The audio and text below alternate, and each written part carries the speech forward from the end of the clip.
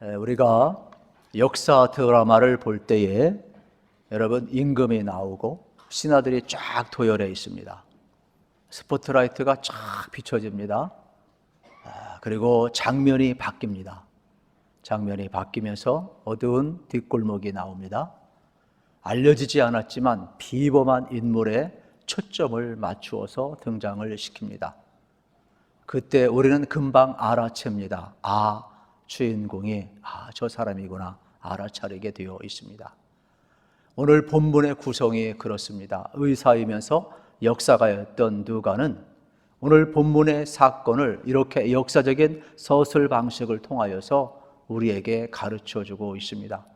그 당시 여러분 가장 스포트라이트를 받던 정치 지도자들, 종교 지도자들 7명을 등장을 시킵니다. 그러면서도 알려지지 않았던 한 인물에 초점을 맞추면서 예수님의 이야기를 우리에게 전해주고 있습니다. 오늘 누가복음 3장 1절 2절에 보면 누가는 이렇게 역사를 서술을 하고 있습니다.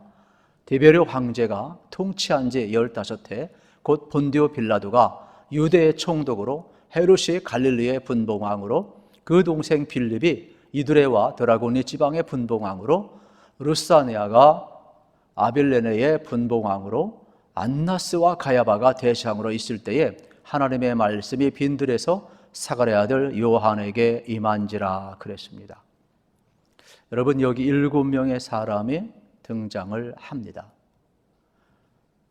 황제 로마뿐만 아니라 그 당시 최고의 권력자입니다. 빌라도 총독 황제의 고난을 이어받은 사람입니다. 예수님을 유대인들이 처형할 수 있도록 넘겨준 고난을 가진 사람입니다. 헤롯, 예수님이 태어났을 때 2살 이하의 아이들을 전부 다 처형시킨 그러한 분봉왕입니다. 더 나아가서 여러분 잘 아는 것처럼 빌립, 그의 동생 세례 요한의 목을 달라고 했던 살로메와 결혼한 그러한 인물이 되겠습니다. 그 외에도 여기 나오는 안나스와 가야바 대단한 실세들 아닙니까? 여기에 보면은 정치 지도자, 종교 지도자가 지금 나오고 있는 장면을 보게 됩니다. 모든 사람은, 세상은 이러한 사람을 주목을 합니다. 그런데 오늘 누가는 하나님은 누구를 주목하느냐? 전혀 아무도 주목하지 않는 세례 요한을 주목하고 여러분 세례 요한을 통하여 하나님의 말씀이 전달되고 있음을 보게 되는 것입니다. 그래서 오늘 2절 말씀을 보면은 이러한 내용이 기록되었습니다. 안나스와 가야바가 대장으로 있을 때에 하나님의 말씀이 빈들에서 사가랴 아들 요한에게 임한지라. 하나님의 말씀이 누구에게 임합니까? 빈들에 있는 요한에게 임하고 있다는 사실이에요. 그러면 역사가였던 이 누가는 왜 이러한 서술 형식을 택하고 있을까요? 그 당시 세상의 권력을 가졌지만 수많은 황제가 있고 여러분 총독이 있고 분봉왕이 있었지만은 참다한 왕이 없었다는 것을 이야기하고 싶은 거예요. 그리고 종교주자가 있었지만은 이들은 가야바든 안나스든 아무리 대장이라 할지라도 하나님의 뜻에 따라 종교주자가 된 사람이 아닙니다. 이 사람은 총독들이 임명한 사람들입니다. 그리고 돈으로 성직을 샀던 사람들입니다. 그러니까 이들에겐 하나님에 대한 관심이 없습니다. 세상의 권력, 오히려 권력자의 빌붙어서 살아가는 그러한 모습임을 보게 됩니다. 백성들은 그 당시 피폐한 삶을 살았습니다. 그러면 자동적으로 사람의 심리는 종교에 귀의하게 되어 있습니다. 그런데 대제사장들 가야바든 안나스든 여러분 백성들의 마음을 어루만지지 못합니다. 하나님의 나라를 이야기하지 않습니다. 그토록 그들이 기다리는 메시아에 대해서 관심이 없습니다. 있는 것 같은데 백성들의 마음을 위로하기는커녕 진리를 선포하기는커녕 오히려 권력자들과 하나가 되어 있으니 어디에 소망을 두어야 합니까? 이때 하나님은 이 땅에 하나님의 나라를 어떻게 침투시킵니까? 권력자들을 통하여 아닙니다. 종교인을 통하여 아닙니다. 아무도 주목하지 않던 사가랴의 아들 세례 요한을 통하여 하나님은 말씀하시고, 그러면서 보이는 세상이 아니라 보이지 아니하는 하나님의 나라에 대해서 세례 요한을 통하여서 우리에게 들려주고 있음을 보게 되는 것입니다. 세례 요한은 광야에 빈들에 나가 있었다 그랬습니다. 그래서 성경에 보게 되면은 광야에서 외치는 자의 소리로 세례 요한을 소개를 하고 있습니다. 아무도 주목하지 않았는데 하나님은 광야에 나가 있는 세례 요한을 주목하고 있습니다. 여러분, 광야는 어떤 곳일까요? 참 재미난 표현을 구약 성서학자 윌터 브루그만이 표현을 했는데 nothing less than is라고 이렇게 표현을 했습니다. 그러면 이 표현은 뭐냐? 아무것도 없는 상태를 의미를 하는 거예요. 아무것도 없는 텅 빈 그 상태인데 역설적으로 아무것도 없기 때문에 모든 것이 충만한 곳이 되겠습니다. 그러면은 아무것도 없는 이곳에서 광야는 누런색으로 그냥 황무합니다. 먼지도 많고 물도 없고 동물, 식물도 살기도 어렵고 아무 도움받을 수가 없어요. 그런데 이 귀한 곳에서 세례 요한은 하나님을 바라보고 하나님을 주목하고 있습니다. 도시에 있는 왕들, 총독들, 분봉왕들, 종기지자들 모든 것을 가진 것 같았지만은 그들은 하나님을 바라보지 못하고 있습니다. 그러므로 nothing에 아무것도 아닌 거예요. 그런데 광야는 아무것도 없어요. nothingness인데 아무것도 없는 텅 빈 상태에서 그들은 모든 것을 가지신 하나님을 바라보고 하나님을 의지하며 나아가는 세례 요한을 하나님은 주목하셨다는 겁니다. 그러므로 세례 요한에게 하나님의 말씀이 임하였을 때 여러분, 세례 요한의 미션은 그 하나님의 나라를 소리로서 우리에게 전해주는 미션이 있음을 보게 되는 것입니다. 그만큼 지금 세상 사람들은 황제가 지배하는 이 팍스 로마를 주목하고 있고 총독이 지배하고 또 분봉왕이 지배하는 이러한 나라에 주목하고 있었을 때에 아무도 하나님의 나라에 관심과 귀를 기울이지 아니하고 세상의 권력, 세상의 물질, 세상의 성공, 그러한 모든 것, 보이는 것에 주목하고 있을 때에 오히려 아무것도 없는 상태, 그러나 하나님의 나라를 바라보고 있는 세례 요한을 통하여 지금 하나님의 나라를 이 세속의 속에 침투시키고 있는 장면을 우리는 볼 수가 있는 것입니다. 그래서 누가는 이 세상의 역사를 보라고 이야기합니다. 그러나 대적할 필요는 없지만 냉정하게 보라고 이야기를 합니다. 누가 진정한 왕이냐? 누가 진정한 구원자냐? 어떤 것이 영원한 나라인가를 보라고 이야기합니다. 그러면서 세례 요한을 통하여 지금 보이지 않는 하나님의 나라를 가져오고 있음을 보여주고 있는 것입니다. 여러분, 누가가 오늘 우리에게 전해주고 싶은 내용은 이 세상의 역사를 보라. 그러나 이 역사를 품에 안으며 이 역사의 한복판에 살면서도 냉정하게 바라보라는 겁니다. 세례 요한을 통하여서 우리에게 들려주는 하나님의 나라, 하나님의 나라가 보이지 않는 하나님의 나라가 보이는 이 세속 속에서 어떻게 들어오는가를 좀 보라고 냉정하게 이야기하고 있는 겁니다. 그 방법은 딴 것이 아닙니다. 오늘 뭐라고 이야기합니까? 하나님의 나라는 말씀으로 침투하고 있어요. 그래서 2절에서 이렇게 이야기를 합니다. 하나님의 말씀이 빈들에서 사가랴의 아들 요한에게 임한지라. 하나님의 말씀이 임했다고 했습니다. 하나님의 나라는 말씀으로 우리에게 가져오고 있습니다. 하나님은 말씀으로 천지를 창조하셨습니다. 예수님은 말씀의 육신이 되어 우리 가운데 오신 분입니다. 오늘도 우리에게 말씀을 주시고 성령을 보내주셔서 우리로 하여금 하나님 나라 백성으로 살아갈 수 있도록 하나님은 지금 인도하고 있다는 사실입니다. 그렇다면 이 귀한 시간 하나님께서 왜 세례 요한을 광야로 보내고 그곳에서 만나시며 하나님의 나라를 이렇게 말씀으로 그에게 부어주고 있고 그것을 그대로 전하라고 이야기하고 있는가를 우리가 알아야 할 것입니다. 광야는 길이 없지만 세례 요한은 하나님의 말씀의 길을 따라갔습니다. 아무것도 보이지 않았지만 그는 하나님의 여러분 말씀을 따라서 보이는 길로 간 겁니다. 우리 사람들 마찬가지입니다. 보이는 세상에 살지만 보이지 않는 하나님을 바라봐야 하나님 나라 가는 길이 보입니다. 믿음의 길이 보이는 겁니다. 그러므로 저는 여러분들이 하나님을 바라보고 믿음의 길이 열리기를 축복합니다. 그래야 말씀이 들어오고 말씀의 길을 따라서 살아갈 수가 있는 것입니다. 하나님은 광야에 있는 요한에게 당신의 뜻을 계시하고 있습니다. 보통 사람 같으면 황제를 통해서 일할 겁니다. 총독을 통해서 일할 겁니다. 분봉왕을 통해서 일할 겁니다. 최고의 실세 대장 가야반 안나스를 통해서 일할 겁니다. 그런데 그들 속에는 여러분 참 왕 대신 하나님을 향한 갈망이 없습니다. 보이는 세상으로 하나님을 채워버렸기 때문에 하나님이 보이지 않습니다. 우리의 문제가 무엇입니까? 보이지 않는 하나님 때문에 우리가 순간 하나님을 잃어버리고 세상의 왕을 추앙한다는 겁니다. 보이는 세상의 권력이 좋다는 겁니다. 보이는 물질이 좋다는 겁니다. 보이는 세상의 여러분 것들이 좋다는 겁니다. 그래서 하나님을 잃어버리는 데 문제가 있는 겁니다. 그러나 세례 요한은 어떻습니까? 황제가 있어도 총독이 있어도 여러분 분봉왕이 있어도 종기자들이 다 있어도 그는 그걸 뚫고 하나님을 바라보고 있는 사람이에요.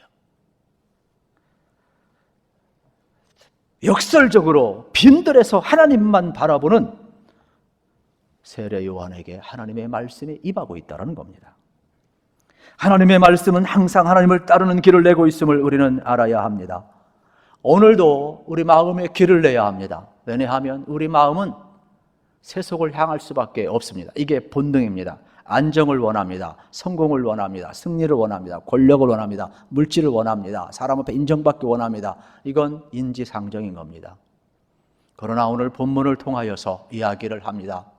너희가 무엇을 보느냐? 그러면서 오늘 우리를 향하여서 다시 한번 이 두려움 속에서 세례 요한을 통하여서 하나님의 말씀을 통하여서 우리가 하나님의 말씀을 따른 길로 가라고 지금 말씀하고 있는 겁니다. 세례 요한도 하나님의 음성이 안 들려왔다면 세상의 길로 갔을 것입니다. 그러나 하나님의 음성이 들려왔을 때 그는 역사의 한복판에서 어떻게 합니까? 보이지 않는 하나님을 향하여 그는 따라가고 있음을 보게 됩니다. 말씀 그 소리를 따라서 살아가고 있습니다. 그러면서 그 하나님의 요청을 이야기를 합니다. 4절, 5절이지요. 선지자 이사야의 글의 책에 쓴 바 광야에서 외치는 자의 소리가 있어 이르되 너희는 주의 길을 준비하라. 그의 오실 길을 곧게 하라. 모든 골짜기가 메워지고 모든 산과 작은 산이 낮아지고 굽은 것이 곧아지고 험한 길이 평탄하여질 것이요 말씀하고 있습니다. 하나님이 세례 요한에게 주시는 계시는 뭡니까? 이사야 선지자를 통해 또 예언했던 말씀입니다. 하나님의 말씀은 반드시 이루어진다라는 겁니다. 그러면서 하나님의 요청이 있는 겁니다. 회개하라는 것입니다. 회개하라, 천국이 가까웠느니라는 겁니다. 그래서 세례 요한을 통하여서 하나님 주신 미션은 3절에 나와 있는데 요한이 요단강 부근 각처에 와서 죄사함을 받게 하는 회개의 세례를 전파했다 그랬습니다. 주의 길을 예비하는데 그게 뭐냐? 회개의 세례를 전파하고 있음을 발견하게 되는 겁니다. 왜 세례 요한이 회개의 세례를 전파했을까요? 그것은 황제를 통해서, 총독을 통해서, 분봉왕을 통해서, 종교자를 통해서 오는 하나님의 나라가 아니라 회개를 통해서 오는 하나님의 나라를 전해주고 있는 겁니다. 하나님의 나라는 회개를 통하여서 오고 있음을 가르쳐 주는 것입니다. 죄사함, 우리 마음속에 하나님과 우리 사이에 걸림돌이 있는 그건 죄예요. 하나님 나라 가는 길, 말씀을 따르는 길에 걸림돌이 있는데 이 걸림돌을 제거하라는 것입니다. 그래서 죄사함을 받게 하는 길을 내고 있는 것입니다. 더 구체적으로 이야기를 하면 황제를 향하던 마음, 권력자를 향하던 마음, 세상에 빌붙어서 살고자 했던 세상의 전부인 줄 알고 권력과 물질과 여러분 세상의 성공 이렇던 향했던 이러한 마음을 돌이켜서 이제는 회개하고 하나님의 나라로 가는 길을 걸어가라고 이야기를 하는 것입니다. 오래전부터 준비했던 이 말씀, 그 길이 바로 주님의 길이라는 겁니다. 그래서 그는 4절을 다시 한번 강조하고 있는데 선지자 이사야를 통해서 외치는 자의 소리로서 말을 합니다. 너희는 주의 길을 준비하라. 그의 오실 길을 곧게 하라. 주의 길을 준비하는 자, 회개하는 겁니다. 그의 길을 곧게 하는 자, 회개하는 겁니다. 바로 주님 앞에 돌아가는 것이 주의 길을 예비하는 것이 되겠습니다. 그러면 주의 오시는 길을 예비하는 이 마음의 길을 어떻게 준비해야 하느냐? 5절, 6절에서 구체적으로 요청을 합니다. 모든 골짜기가 메워지고 모든 산과 작은 산이 낮아지고 굽은 것이 곧아지고 험한 길이 평탄하여질 것이라. 모든 육체가 하나님의 구원하심을 보리라 함과 같으니라 말씀하고 있습니다. 예수님이 오시면 우리 골짜기가 메워질 겁니다. 예수님이 오시면 높은 산이 낮아질 겁니다. 예수님이 오시면 여러분 굽은 것이 펼쳐질 겁니다. 예수님이 오시면 여러분 거친 길이 여러분 평지가 될 것입니다. 그러므로 우리가 회개하고 마음의 길을 낸 사람, 하나님 앞에 여러분이 나아가는 사람들은 어떠한 역사가 일어나느냐? 우리 마음에 여러분 골이 많잖아요. 나의 죄나 여러분 타인으로 인한 상처나 우리가 이 땅을 살아가다 보면은 얼마나 마음에 패여 있는지 몰라요. 그래서 상처가 많고 마음의 골이 너무 많아서 하나님의 은혜를 담을 수가 없어요. 우리가 설교를 들을 때도 마찬가지예요. 몸은 와 있지만은 너무 내 마음에 상함이 많으면 설교가 안 들립니다. 그거를 채워야 되는 거예요. 예수님으로 채워야 되고 말씀으로 채워야 되고, 그래서 내 이 패인 마음이 채워져야만이 하나님의 여러분 은혜가 머물 수 있다라는 겁니다. 오늘의 시대는 골이 깊은 시대라고 이야기를 합니다. 불신의 세대입니다. 피해의식이 너무나 가득 찹니다. 상처 입은 심령, 배신당한 심령, 상처로 패인 마음이 너무나 많아서 여러분 오늘 우리의 삶의 자리 속에 때로는 절망하고 시리에 빠질 때가 많습니다. 그러한 마음 그대로 있으면 더 상할 뿐이라는 겁니다. 그래서 하나님의 사랑과 용서와 은혜로 메꾸라고 이야기를 하는 겁니다. 그래야만이 여러분 마음의 길을 열려서 말씀의 길을 따라갈 수가 있다는 것이. 이 말씀은 그 당시 백성들의 마음을 표현했는지도 모릅니다. 시리에 젖어 사는 백성들, 깊은 골짜기가 여러분 온 것처럼 그들을 짓밟고 억눌려 온 사람들, 아무런 소망 없이 살아가고 수탈을 당했던 고통 가운데 있는 백성들을 이야기하고 있는 겁니다. 또 하나 여러분 이 골짜기가 메워질 뿐만 아니라 산이 낮아져야 된다 말씀을 하고 있습니다. 산은 높잖아요. 사람은 누구나 다 자기 자랑, 교만함, 자만함 속에 살아갈 수밖에 없는데 이게 낮아져야 된다라는 거예요. 하나님 앞에 여러분 왕 앞에 모든 백성이 다 자복하듯이 우리가 하나님 앞에서 살아간다면 내 교만한 마음도 깎여야 돼요. 그래서 하나님의 말씀은 여러분을 사랑하고 용서하고 위로하는 은혜의 말씀도 있어야지만 여러분의 자만 마음을 깎을 수 있는 냉철한 마음, 차가운 마음, 예언자적인 설교도 있어야 된다는 거예요. 하나님의 말씀이 여러분의 교만함을 깎아서 여러분을 어떻게 겸손케 하고, 그래서 높은 산이나 낮은 산이나 어떻게 된 거예요? 깎아야 된다는 것이죠. 이 역사가 여러분 우리 가운데 있어야 된다는 겁니다. 그래서 마음의 길을 내는 자, 주의 길을 예배하는 자, 회개하는 자에게 성탄의 기쁨은 올 수가 있는 것입니다. 굽은 길을 펴야 하고 울퉁불퉁한 길을 여러분 평지로 만들어야 하고, 오늘 진리의 말씀 우리 가운데 들어올 때 이게 가능함을 가르쳐 주고 있는 겁니다. 회개한 사람, 여러분 마음의 길을 낸 사람은요, 주님이 오시니까 평화를 경험하고 변화를 경험을 하게 되고 모든 육체가 하나님의 구원하심을 보리라 그랬습니다. 샬롬도 평화도 여러분 경험하게 됩니다. 요한을 통해서 지금 선포하는데 7절 이하는 얼마나 강력한지 몰라요. 우리가 듣기가 어려워요. 그런데 들을 수 있는 이유는 간단합니다. 요한은 요단강가에서 회개세를 베풀었잖아요. 회개하러 오고 회개세를 받으러 온 사람이 이 독사의 자식들아 그런 거예요. 그리고 회개에 합당한 열매를 맺으라고 그런 거예요. 여러분 하나님 앞에 돌아가고자 하는 사람은 이러한 냉청한 말씀이, 예언자적인 말씀이, 비판적인 말씀이, 차가운 말씀이 은혜로 들리고 왕 대신 하나님 앞에 굴복하는 거예요. 마음을 돌이킬 수가 있는 거예요. 그런데 하나님을 향하지 않는 마음들은 이미 골짜기가 패어 있고 교만해져 있고 굽어 있고 거칠기 때문에 비판으로 들리고 비난으로 들리는 거예요.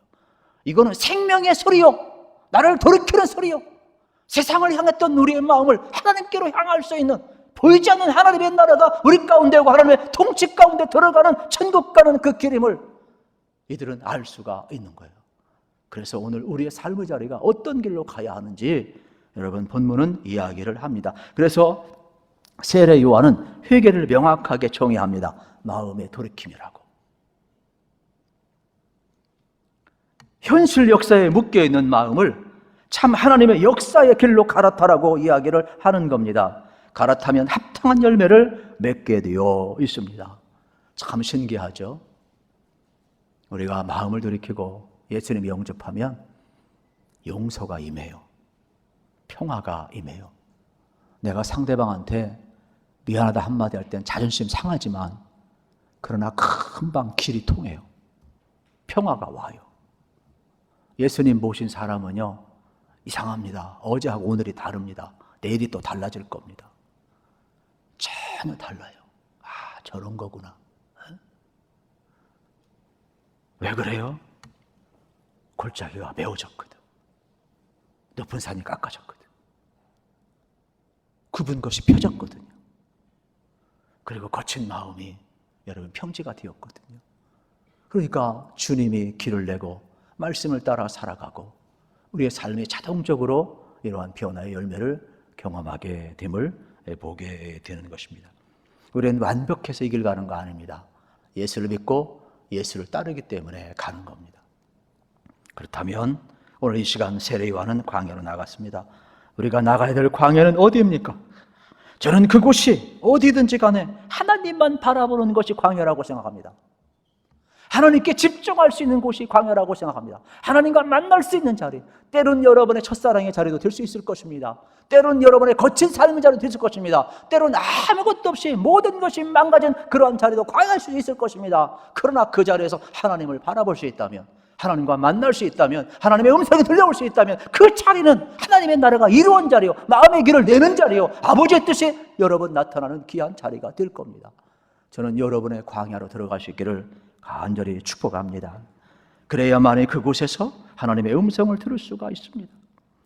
놀라운 사실은 지금 누가는 이사야 선지자를 통하여 너희는 주의 길을 준비하라, 그의 오실 길을 곧게 하라고 말씀을 하고 있는 겁니다. 여러분, 교만한 마음을 좀 깎으라는 거예요. 굽은 길을 좀 진리의 말씀으로 펴라는 거예요. 거친 마음을 여러분 평지로 만들라는 거예요. 굳어진 마음이 있다면 옥토로 회개하고 돌이키라는 것이고, 그래서 하나님의 말씀과 진리로 채워야 돼요. 여러분, 오늘 주신 말씀이 뭐예요? 우리가 하나님만 바라볼 때 여러분 그곳에 하나님의 말씀이 들리는 거예요. 하나님의 말씀이 들려야 우리 마음의 길을 낼 수가 있는 거예요. 마음의 길을 낼 수가 있어야 주님이 오실 수가 있어요. 그래야 천국 갈 수가 있는 겁니다. 우리는 완벽하기 때문에 여러분 이 땅을 살아가는 것도 아니고 복음을 증언하는 것이 아니에요. 우리는 그리스도를 따르는 사람이기 때문에 믿음의 길을 걸어가는 것이고 복음을 증언하는 것입니다. 그러므로 저도 그렇고 여러분도 그렇고 여러분 마음의 길을 내셔서 우리 가운데 오신 예수님이 풍성히 임하게 하시고 또 아직도 길을 내지 못한 수많은 사람들에게 이 복음을 전하며 그리스도를 따를 수 있는 이런 세례 요한과 같이 소리써 살아가는 귀한 은혜가 주어지기를 우리 주님의 이름으로 축복합니다.